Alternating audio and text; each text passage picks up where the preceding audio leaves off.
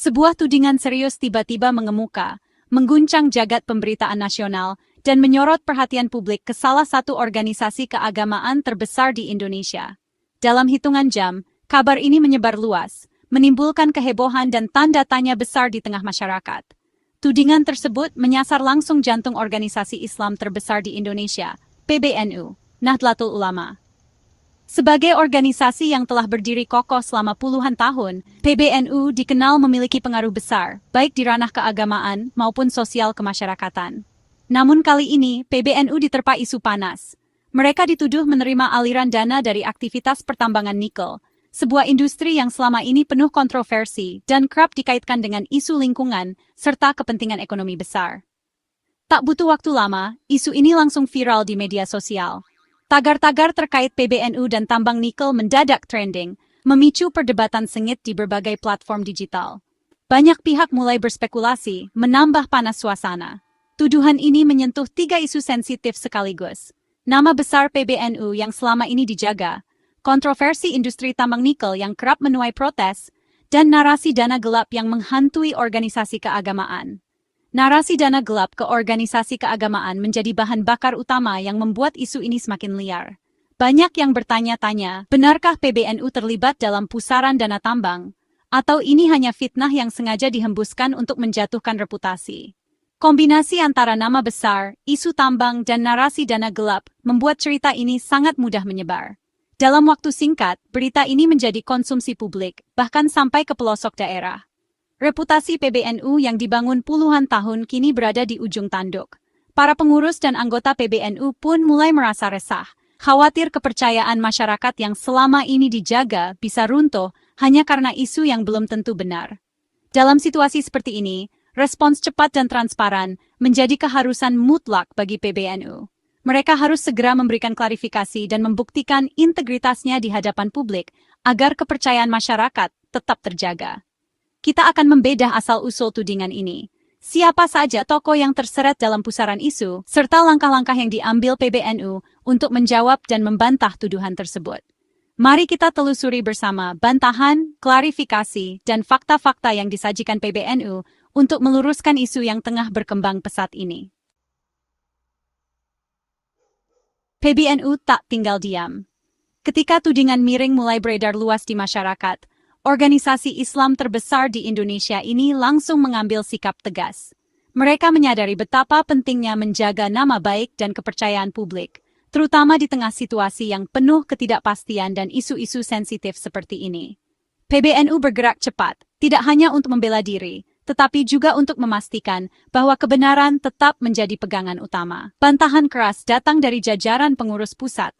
Para pemimpin PBNU berkumpul, menunjukkan kesatuan dan komitmen mereka dalam menghadapi isu yang beredar. Mereka tidak ingin ada keraguan sedikit pun di benak masyarakat tentang integritas organisasi. Bendahara Umum PBNU Gus Gudvan menegaskan tudingan aliran dana dari PT GAC Nikel adalah fitnah keji. Ia berbicara lantang di hadapan media, menolak segala bentuk tuduhan yang dianggap tidak berdasar dan merugikan nama baik PBNU. Gus Gudvan menekankan bahwa PBNU selalu menjaga prinsip transparansi dan akuntabilitas dalam setiap aktivitas keuangannya. Ia menantang siapapun untuk membuktikan adanya dana dari perusahaan tambang ke rekening PBNU. Tantangan ini bukan sekadar retorika, melainkan bentuk nyata dari keyakinan PBNU bahwa mereka tidak pernah menerima dana tersebut. Gus Gudvan bahkan mengajak publik dan pihak berwenang untuk bersama-sama memeriksa seluruh transaksi keuangan PBNU. PBNU siap membuka data keuangan secara transparan. Mereka menegaskan komitmen untuk memberikan akses seluas-luasnya kepada pihak yang berwenang, agar tidak ada lagi ruang bagi spekulasi atau fitnah. Transparansi ini menjadi bukti nyata bahwa PBNU tidak memiliki apapun yang disembunyikan. Ketua Umum PBNU, Gus Yahya, juga menegaskan sikap organisasi. Tudingan itu tidak benar. Dalam pernyataannya, Gus Yahya menyoroti pentingnya menjaga marwah organisasi dan menolak segala bentuk upaya yang ingin memecah belah umat. Ia mengajak seluruh anggota PBNU untuk tetap solid dan tidak terprovokasi oleh isu-isu yang tidak berdasar. Klarifikasi cepat dan tegas ini menjadi fondasi utama PBNU melawan disinformasi. Dengan langkah-langkah konkret, PBNU ingin memastikan bahwa masyarakat mendapatkan informasi yang benar dan tidak terjebak dalam pusaran hoaks. PBNU bersatu menolak fitnah, memindahkan diskusi ke ranah fakta. Mereka mengajak semua pihak untuk berdialog secara terbuka dan rasional, serta mengedepankan data dan bukti, bukan sekadar opini atau asumsi. Selanjutnya, mereka mengurai detail tudingan satu persatu untuk memulihkan kepercayaan publik. PBNU berkomitmen untuk terus menjaga integritas dan transparansi, serta memastikan bahwa setiap isu yang muncul dapat dijawab dengan data dan fakta yang jelas. Salah satu narasi utama adalah jabatan Gus Fahrur, Ketua PBNU, sebagai Komisaris PT Gaknikel. PBNU menegaskan, jabatan itu murni kapasitas pribadi, bukan mandat organisasi. PBNU tidak pernah mengeluarkan surat rekomendasi untuk jabatan profesional di perusahaan manapun. Banyak pengurus PBNU punya profesi di luar organisasi, itu urusan pribadi, bukan kelembagaan. Upaya mengaitkan jabatan pribadi Gus Fahrur dengan PBNU tidak relevan. Penjelasan ini mematahkan pilar utama narasi fitnah. Publik diajak memahami pentingnya memisahkan domain pribadi dan organisasi. Isu ini bermula dari sebuah video yang diunggah oleh akun TikTok Ann Padusta. Dalam video tersebut, akun ini secara terbuka menuduh PBNU menerima aliran dana dari sektor pertambangan, yang disebut-sebut disalurkan melalui seorang perantara bernama Ananda Tohpati, atau yang lebih dikenal dengan nama Andes Kancil. Tuduhan ini langsung menarik perhatian warganet karena disampaikan dengan gaya yang meyakinkan dan narasi yang dramatis, sehingga memicu rasa penasaran dan kekhawatiran di tengah masyarakat. Video tersebut dikemas dengan sangat dramatis, lengkap dengan efek suara dan visual yang menegangkan, seolah-olah mengungkap sebuah skandal besar. Dalam narasinya, Andes Kancil diklaim berhasil mengumpulkan dana hingga ratusan miliar rupiah setiap bulannya dari 5 perusahaan tambang besar di Indonesia. Klaim ini tentu saja membuat banyak orang terkejut dan langsung membagikan video tersebut ke berbagai platform media sosial. Nama PBNU pun langsung terseret, disebut sebagai salah satu penerima dana tersebut melalui sosok Gus Fahrur, seorang tokoh yang dikenal luas di lingkungan organisasi. Tuduhan ini semakin memperkeruh suasana, apalagi karena Gus Fahrur adalah figur publik yang selama ini dikenal bersih dan berintegritas. Konten viral seperti ini sangat mudah menyebar di era digital. Hanya dalam hitungan jam, video tersebut sudah ditonton jutaan kali dan dibagikan ke berbagai grup percakapan, tanpa ada proses verifikasi atau pengecekan fakta terlebih dahulu. Banyak orang langsung percaya dan membentuk opini berdasarkan informasi yang belum tentu benar. Fenomena ini memperlihatkan betapa berbahayanya kecepatan penyebaran disinformasi di era digital. Satu unggahan yang belum tentu benar bisa langsung membentuk persepsi publik, bahkan mempengaruhi reputasi individu maupun organisasi besar dalam waktu singkat. Disinformasi seperti ini bisa menimbulkan keresahan, bahkan memicu konflik di masyarakat. Akun anonim seperti @tanpadusta yang identitasnya tidak jelas, ternyata mampu memaksa organisasi sebesar PBNU untuk melakukan klarifikasi secara terbuka dan besar-besaran.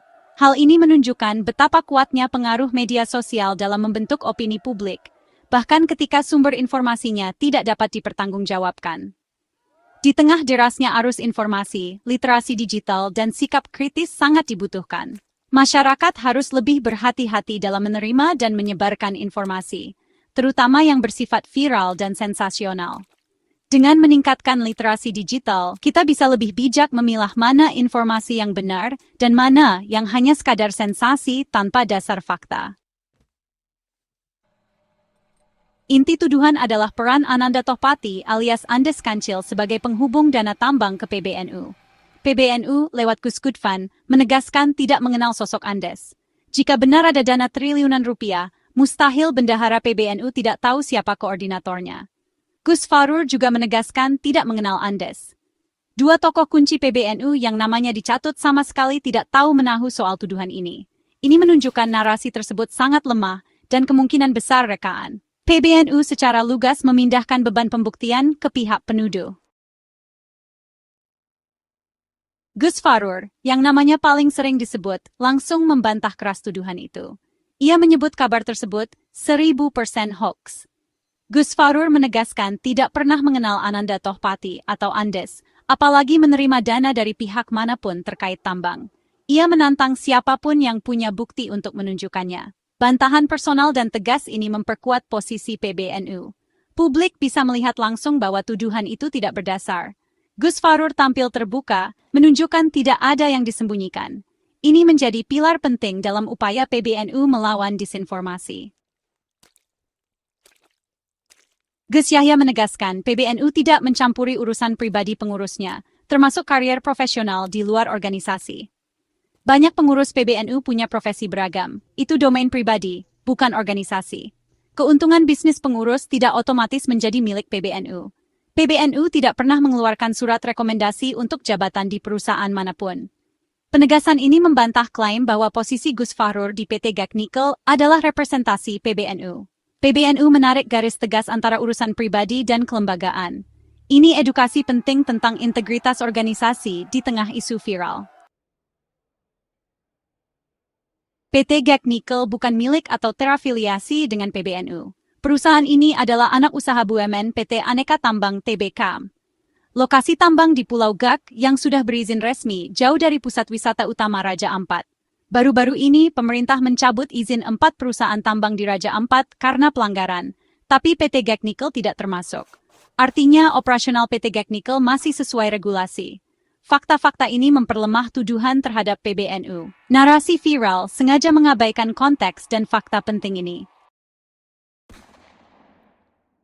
Kasus ini jadi pelajaran penting tentang urgensi tabayun, klarifikasi dan verifikasi sebelum menyebarkan berita. Jika prinsip tabayun diterapkan, isu ini tak akan jadi bola salju liar. Literasi digital masyarakat masih rendah, sehingga mudah terjebak hoax. Edukasi literasi digital harus digalakkan.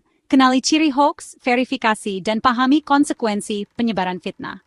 Respons PBNU yang cepat dan terstruktur jadi contoh manajemen krisis komunikasi di era digital. Pertarungan melawan hoax adalah tanggung jawab bersama pemerintah, media, organisasi, dan individu. Dengan membudayakan tabayun dan literasi digital, kita bisa membangun ekosistem informasi yang sehat dan adil.